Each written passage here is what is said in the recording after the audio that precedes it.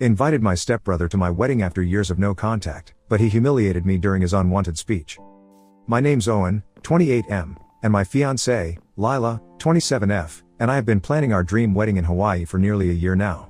It's supposed to be the happiest day of our lives, but there's this one big issue that's been bugging me, whether or not to invite my stepbrother, Lucas, 30M. Lucas and I have never gotten along. He's the kind of guy who's been spoiled rotten his entire life. My dad married his mom when I was 12, and Lucas was 14. Even back then, it was clear that he could do no wrong in the eyes of his mom. She and my dad catered to his every whim, while I was expected to just go along with it. Over the years, Lucas turned into one of those entitled, spoiled brats who think the world owes them something just because he exists. Now, Lila, being the sweetheart she is, thinks we should invite Lucas, hoping that maybe time has matured him out. She's all about second chances and family. But I'm hesitant. The guy made my life hell growing up. Inviting him to my wedding feels like inviting a tornado into a house of cards.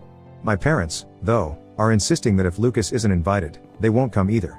They think it's petty to hold on to old grudges, but they weren't the ones who had to deal with him. I'm really struggling with this decision.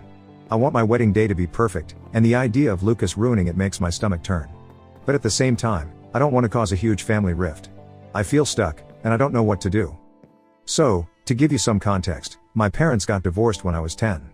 It was a messy, drawn-out battle that left me with a lot of scars. I ended up spending most of my time with my mom, while my dad went on to remarry pretty quickly. He married Lucas's mom when I was 12, and she wasted no time moving in with Lucas. I wasn't thrilled about the whole thing, but I tried to make the best of it.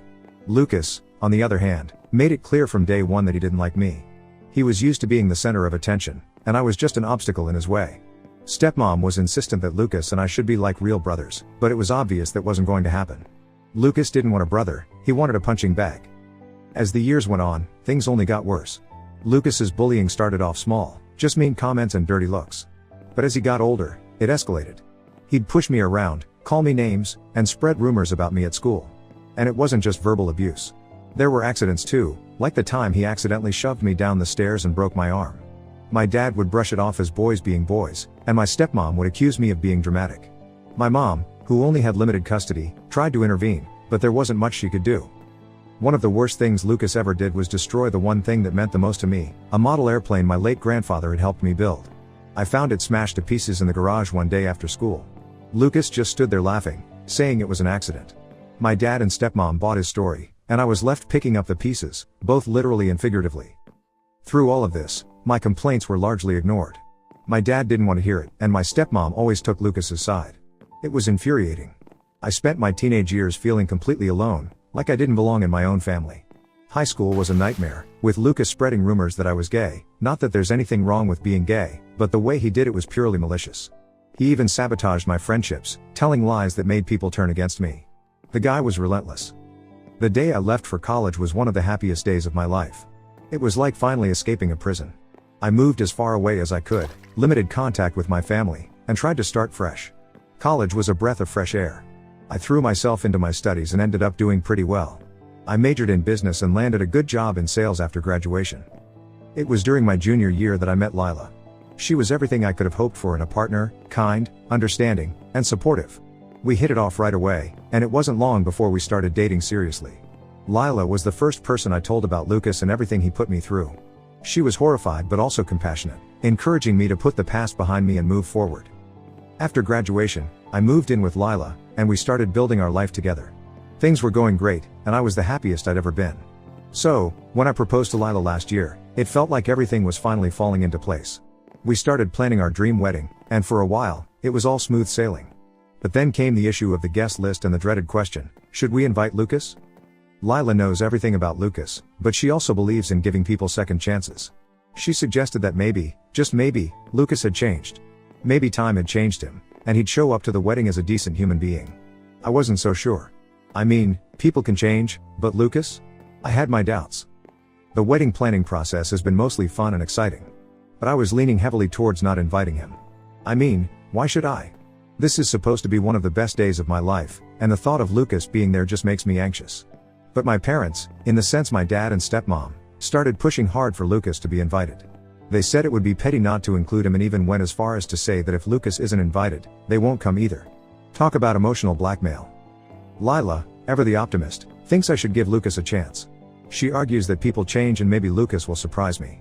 But I can't shake the feeling that inviting him would be a mistake. I don't want to spend my wedding day looking over my shoulder, waiting for Lucas to pull some stunt.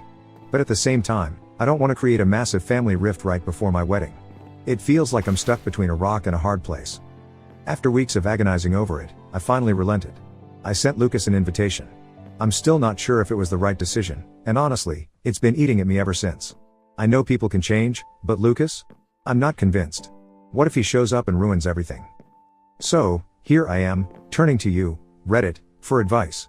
Did I make the right call by inviting Lucas, or did I just set myself up for disaster? If you were in my shoes, what would you have done? Update 1.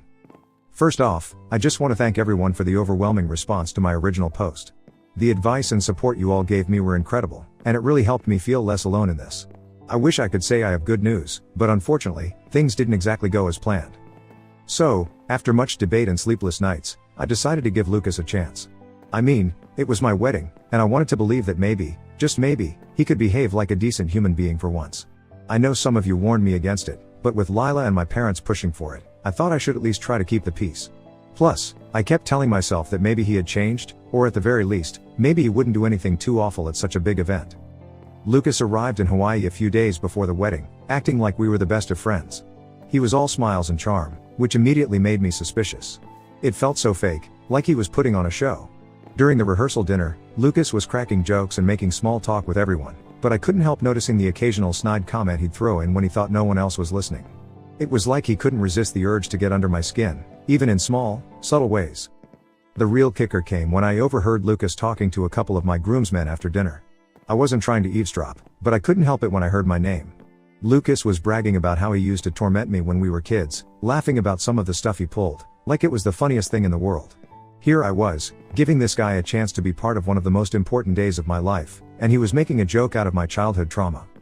I didn't confront him then. Maybe I should have, but I didn't want to cause a scene right before the wedding.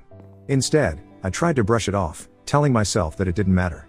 As long as he didn't cause any trouble during the actual wedding, I could get through it. The wedding ceremony itself was beautiful. We had a gorgeous beachside setup with the ocean in the background, and everything looked like amazing. Lila looked stunning as she walked down the aisle, and in that moment, I tried to focus on her and forget about everything else. We exchanged our vows, and for a brief moment, I felt like maybe everything was going to be okay. But even during the ceremony, I noticed Lucas standing off to the side, smirking. It was subtle, and maybe no one else noticed, but I did. It was like he was just waiting for the right moment to strike. Then came the reception. Everything was going smoothly at first, the food was great, the music was perfect, and everyone seemed to be having a good time. Then, during the toasts, Lucas decided he wanted to make an impromptu speech. He wasn't even the best man, but he grabbed the mic before anyone could stop him. I should have known better. I should have stopped him, but I didn't want to make a scene. And that's when the nightmare began. Lucas's speech started off innocent enough, but it quickly turned into a roast of me. He started telling embarrassing childhood stories, some of which were true, but most were exaggerated or outright lies. He made fun of my appearance, my career, and even hinted that Lila was too good for me. The guests were awkwardly laughing, clearly uncomfortable, but Lucas just kept going. He was loving every second of it. The final blow came when Lucas casually said that he had slept with my high school girlfriend. He said it like it was nothing, like he was telling some funny joke, but the room went silent. Everyone who attended were extremely shocked, and didn't know how to react. Lila's parents looked horrified, my friends were in disbelief, and I was just numb. I couldn't believe he'd actually done it, on my wedding day, no less. My dad, who had been all about keeping the peace, finally snapped. He stormed up to Lucas, grabbed him by the arm, and physically dragged him out of the reception. But the damage was done. The mood of the reception was completely ruined. People started making excuses to leave early, and those who stayed were just awkwardly trying to pretend everything was fine. Lila and I tried to salvage the evening, but it was clear that the whole vibe had shifted. I felt like I was in a daze, barely processing what had just happened. That night, after everyone had left and Lila and I were alone, I broke down. I felt humiliated, betrayed, and so incredibly stupid for ever thinking that Lucas could change. I kept replaying his speech in my head, wondering how I could have let this happen. How could I have been so naive? Lila was amazing through all of this. She held me, reassured me, and told me that none of it mattered because we were married now, and that's what was important. But I couldn't shake the feeling of humiliation. So, here I am again, Reddit. I don't know how to move forward from this. I don't know what to do about my relationship with my family, especially my dad, who was the one who pushed so hard for Lucas to be invited in the first place. I feel like I've been betrayed by everyone who told me this was the right thing to do. What do I do now? How do I deal with this betrayal, and how do I move on from what was supposed to be the happiest day of my life turning into one of the most humiliating? Any advice on how to navigate this mess would be greatly appreciated. I'm honestly at a loss. Update 2. Hey everyone, I want to start by saying thank you for all the support and advice after the wedding disaster. I've read through every comment and message, and it's been overwhelming in the best way. After the wedding, my parents reached out, practically begging for forgiveness. They admitted that they'd been wrong about Lucas and that they should have listened to me. My dad, especially, seemed genuinely remorseful. He said that he had enabled Lucas's behavior for years, always downplaying it as boys being boys, but after what happened at the wedding, he finally saw Lucas for who he really is. My stepmom, on the other hand, was a bit more defensive, but even she couldn't deny that Lucas's actions were out of line. They offered to pay for a new reception, just for close family and friends, to make up for what happened. They said it was the least they could do after everything Lucas ruined. I could tell they felt guilty, but honestly, their offer felt more like an attempt to smooth things over than a genuine apology. A new reception wouldn't erase what Lucas did or how I felt. Meanwhile, Lucas, being Lucas, sent me a text the day after the wedding. It was a string of mocking messages, gloating about how he'd made the night memorable and how I should thank him for giving everyone something to talk about. He even threw in some insults about how I was still the same loser I'd always been. I didn't respond. I couldn't. I just blocked his number, but the damage was done. His words stung, and I felt even more humiliated than before. After much thought, and after reading through a lot of the advice you all gave me, I made a decision. I've blocked Lucas on everything, his number, social media, you name it. He's out of my life for good. I can't keep letting him drag me down, and I refuse to give him any more power over me. But that decision also led me to reconsider my relationship with my parents. Their apologies, while appreciated, felt too little too late. They allowed Lucas to torment me for years, and only now, after the wedding disaster, are they admitting they were wrong. I'm torn between wanting to cut them off entirely and trying to find a way to rebuild a relationship with them. For now, I've decided to take a step back from my parents as well. I told them I needed some time to think and that I didn't want to see or talk to them for a while. They were upset, especially my dad, but they said they understood. I'm not sure how long this break will last, but I need space to process everything that's happened. Lila fully supports my decision to cut Lucas out and to distance myself from my parents, at least for now. She's been incredibly understanding, even though this whole situation has been hard on her too. It's not easy watching the person you love go through something like this, especially when it should have been a joyful time for us both. We've talked a lot about boundaries and how to protect our peace moving forward. Lila agrees that we should keep our distance from my family until we're both ready to deal with them again, if that time ever comes. We've even discussed the possibility of moving to a different state after the dust settles, just to start fresh without all the family drama hanging over our heads. So, here I am again, asking for your advice. I've made the decision to cut Lucas out of my life permanently, but I'm still conflicted about what to do with my parents. They've apologized, but it feels like too little too late. Should I give them another chance, or is it better to just move on without them? Update 3. Hey everyone, I'm back with another update, and things have gotten pretty intense. After taking some time to think things through, I decided that I couldn't just let Lucas get away with what he did. I know revenge isn't always the answer, but after everything he's put me through, I felt like I needed to do something to finally stand up for myself. And honestly, I didn't want him to think he could just walk all over me without any consequences. So, here's what happened. I found out that Lucas had used his company's credit card to pay for his trip to Hawaii. I only discovered this because one of my friends from college works at the same company as Lucas, and they casually mentioned it while we were talking about the wedding. Apparently, Lucas had been bragging about how he got a free vacation on the company's dime, using some excuse about it being a business trip. My friend was shocked when they realized what Lucas had done, but they didn't want to get involved directly. That's when I got an idea. I anonymously reported Lucas's fraudulent expenses to his employer. I sent them detailed information, including the dates of the trip and the fact that it coincided perfectly with my wedding in Hawaii. I even threw in some of the more outrageous things Lucas had said about his free vacation, just to make sure they understood that this wasn't an innocent mistake. It didn't take long for things to blow up. A few days later, I heard through family members that Lucas had been called into a meeting with HR. They confronted him about the charges, and he tried to weasel his way out of it, but the evidence was too strong. Not only did they fire him on the spot, but they're also considering pressing charges for fraud. Lucas's life just went from smooth sailing to total disaster, and honestly, I don't feel bad about it. He had it coming.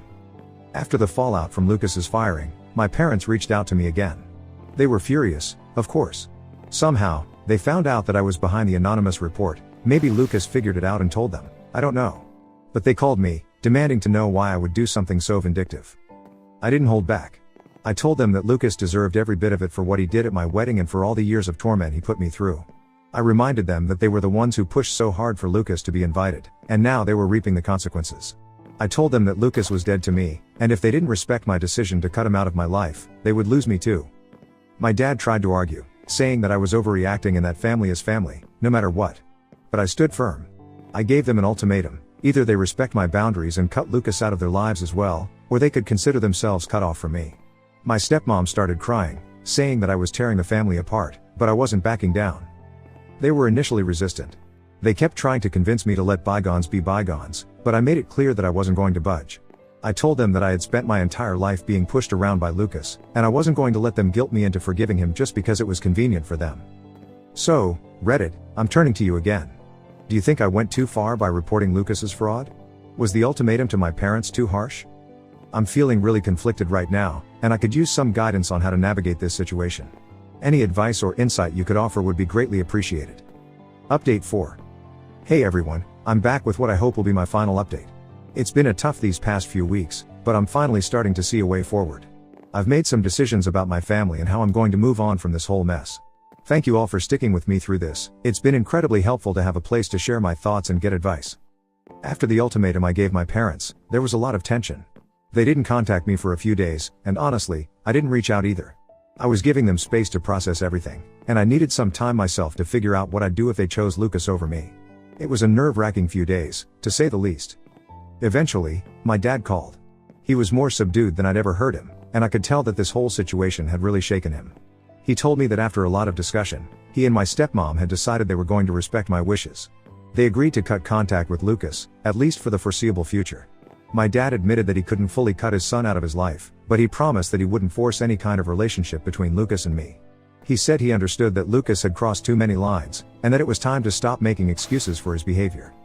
It wasn't the perfect resolution I had hoped for, but it was something. I appreciated that they were willing to respect my boundaries, even if it took a lot of pushing to get there. My dad also apologized again for not taking my side sooner and for all the years of brushing off Lucas's behavior. It felt sincere, and while I'm not ready to forgive and forget just yet, it was a step in the right direction. With my parents agreeing to respect my boundaries, I've decided to start rebuilding my relationship with them, but slowly. I'm keeping them at arm's length for now, just to see if they really stick to their word. I need to protect myself and Lila from any more drama, especially as we start our married life together. Speaking of Lila, I couldn't ask for a better partner. We've talked a lot about the future, and we've decided to take a big step together. We're moving out of state. We found a great opportunity in a different city, far away from all the family drama, and we're excited to start fresh. It feels like the right move for us, a chance to build our life. As for Lucas, I haven't heard from him since the fallout from his job. I don't know what he's doing, and honestly, I don't care. He's out of my life for good, and I'm determined to keep it that way. If my parents want to maintain some form of contact with him, that's their choice, but I won't be involved. I've set that boundary firmly, and they've agreed to respect it. So, this is where I'm at now. Lila and I are looking forward to our new life together, in a new city, with a fresh start. I've decided to keep my relationship with my parents on a trial basis. They've shown that they're willing to change, but I'm not going to let my guard down completely just yet. Time will tell if they can really respect my boundaries and put my needs ahead of their desire to keep the peace with Lucas. Thank you, Reddit, for being there through all of this. Your advice and support have been invaluable, and I don't think I could have navigated this mess without you. Lila and I are excited about the future, and for the first time in a long time, I'm feeling hopeful. Here's to new beginnings and leaving the past where it belongs. Thanks again, everyone. Wishing you all the best.